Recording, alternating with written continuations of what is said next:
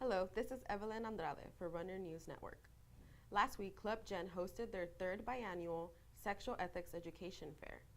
The fair featured a number of booths that students attended in order to raise awareness about sex. I visited with club board members beforehand and discussed the planning of the event. Samantha, today the club is having the Sexual Ethics Education Fair. Tell me, how was the whole process? The planning, was it stressful? What were some of the challenges you as president had to face in order to make sure the event went well or will be going well? It's a very fun event, but it's definitely a very stressful event to plan, especially since so this is our third ever sexual ethics education fair, and the first one we had was spring of last year, and it was an event we started from scratch. Like, there's no template for it. There was nothing that was like, hey, you just do this, just call those people. We had to develop it from scratch, and like as president, I basically acted as a primary like overseer, so primary planner for it, having to like kind of see where it's going, and then working with the club members to see where the event's going to go and then develop it from there. And then since then we've gotten better because now we kind of have a template for it. We know what's worked, what hasn't worked, what we need to improve, what we need to highlight more, all that stuff. And since we have that, it's easier to divide tasks up. Hello everyone, I'm here with Andrew Renee Upton. He is a member of Club Gen and works specifically in the PR department. I want to talk to you about what you contributed to the fair. What is it that you took charge of? What was your number one focus in order to make this fair successful? I think I contributed a lot in doing what I do as PR. So I made the poster.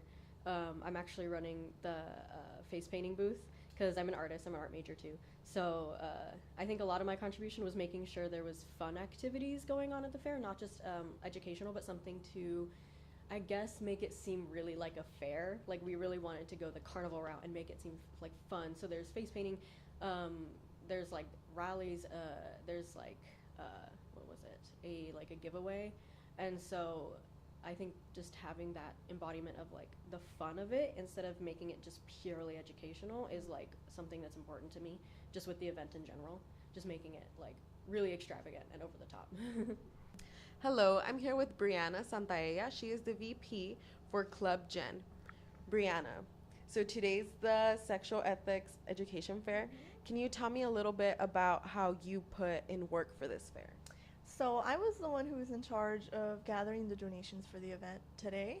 We successfully did get donations, so woo-woo. And it was from a local organization, or they're local here in town because they happen to have a business here, Hollywood Hustler, and they were the ones, I reached out to multiple organizations, but out of all of them, Hollywood Hustler was like the one who was most accommodating to like what we needed.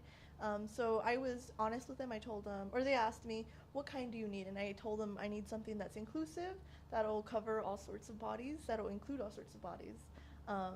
And once like we started talking more, I even sent them a link to one of the past reports that was done for the Sexual Ethics Fair, and they saw the video, and so they were super impressed and super excited to work with us. And it was as simple as just corresponding, setting up a date of when it would be work best for us to pick up items. And they went ahead and even got the items because the person I was coordinating with was from LA. And so he was generous enough to like get the items himself, mail them out to our local store, and then even when we got to the local store to pick up the items, they were like, give us 1 second, we're gonna throw in a few more things. So they were awesome. They were so helpful, and we're just like really thankful and glad for them to have donated to us this year. Okay, well, thank you so much for your time. And students, make sure to swing by today for the Sexual Ethics Education Fair, and maybe you can win some goodies. Lupita Puente attended the event and interviewed booth leaders about their displays. April 25th, 2019, and we are here at CSUB attending Club Gen's Sexual Ethics Educational Fair. Ethics Educational Fair is offered biannually to CSUB students in order for them to learn more about sexuality. Information about the LGBTQ Network Club. Yes, our club is actually more of the social butterflies of the LGBTQ students on campus. There's also Club Gen, They're more of our political people. They fight for our rights, for transgender, LGBTQ rights in the health center on and off campus. We're more the social butterflies. We help host Pride Week that's held in October. We also just hosted our first ever LGBTQ dance. It was called the Mass Queer Aid. It was like a queer prom. We also help with the Gender Matters Symposium, but today this event is the Sexual Ethnics Fair. It is to give information about sex, resources for LGBTQ sex, things like that.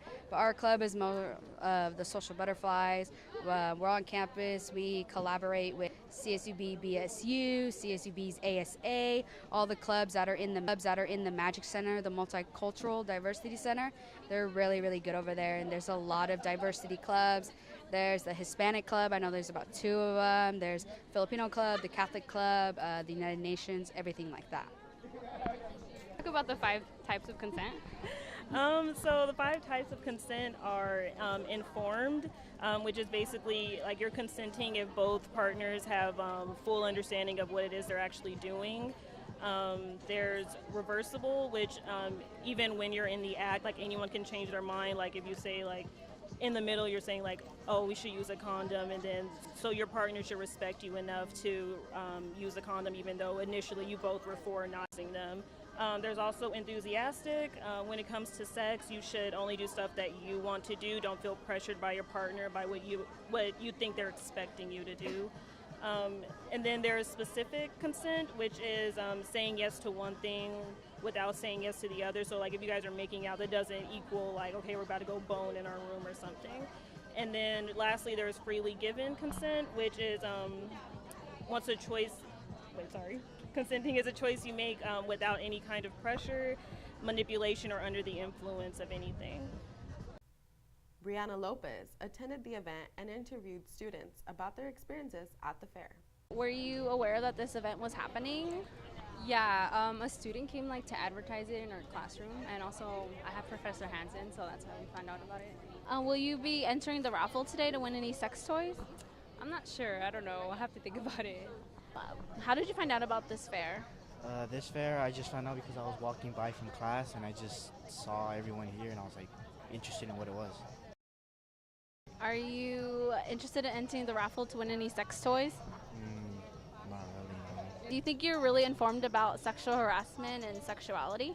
At first I wasn't, but then I was taking this class and then I became even more informed about it, and then now I feel like I do kind of have an understanding about it.